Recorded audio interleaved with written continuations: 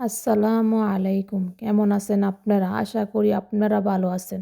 আজকে দেখাবো ঘরের কিছু মশলা দিয়ে কিভাবে অনেক স্বাদের হান্ডি বিফ তৈরি করা যায়।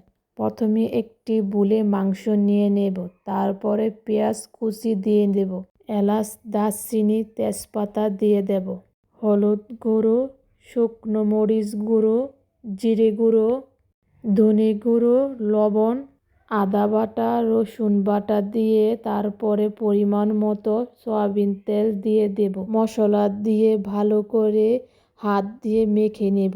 ভাবে মেখে নিতে হবে যাতে সব মাংসের গায়ে মশলা ঠিক মতন মিশে যায়। মাংস মিশানোর পর কিছুক্ষণ রেখে দেব। মাটির পাত্রে মাংসগুলি ঢেলে নেব। মাংস ডালা হয়ে গেলে ভালোভাবে কষিয়ে নেব। আলু দিয়ে আস্ত রসুন দিয়ে দেব। আস্ত রসুন দেওয়ার পরে আবার কিছুটা কষিয়ে নেব। কষানোর পরে নামিয়ে নেব। কালারটা অনেক সুন্দর এসেছে। এত সুন্দর হয়েছে, খেতেও অনেক মজা হয়েছে। একবার হলো ট্রাই করে দেখবেন।